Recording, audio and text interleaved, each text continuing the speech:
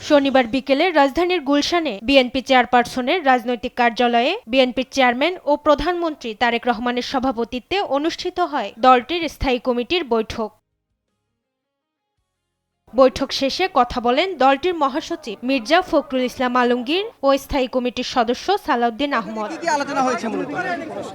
বৈঠকে স্থানীয় সরকার, দেশের আইনশৃঙ্খলা পরিস্থিতি এবং রাষ্ট্রপতি নির্বাচন নিয়ে আলোচনা করা হয় বলে জানান বিএনপি মহাসচিব। বলেন, রাষ্ট্রপতি নির্বাচনের দায়িত্ব দলের চেয়ারম্যানের ওপর ন্যস্ত করা হয়েছে। প্রশাসনিক ব্যবস্থা, আপনার সরকারের উন্নয়ন কর্মকাণ্ড, সব বিষয়ে আলোচনা হয়েছে। স্থানীয় সরকার নির্বাচন নিয়ে আলোচনা হয়েছে।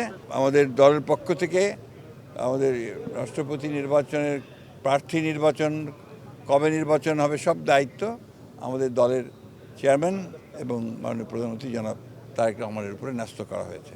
এ সময় স্থায়ী কমিটির সদস্য সালাউদ্দিন আহমদ বলেন, স্থানীয় সরকার নির্বাচনের জন্য সরকার প্রস্তুত। এই বছরের শেষে কিংবা আগামী বছরের শুরুতে নির্বাচন হওয়ার সম্ভাবনা রয়েছে বলেও জানান তিনি। স্থানীয় সরকার নির্বাচনের জন্য ইতিপূর্বে মাননীয় স্থানীয় সরকার মন্ত্রী হিসেবে তিনি তো বলেছেন যে আমরা এই বছরের শেষের দিকে অথবা আগামী বছরের প্রথম দিকেই স্থানীয় সরকার নির্বাচন অনুষ্ঠানের জন্য প্রস্তুত আছে। সেই হিসেবে প্রস্তুতি চলছে। মাকদুরা মিতি, দেশ টিভি, ঢাকা।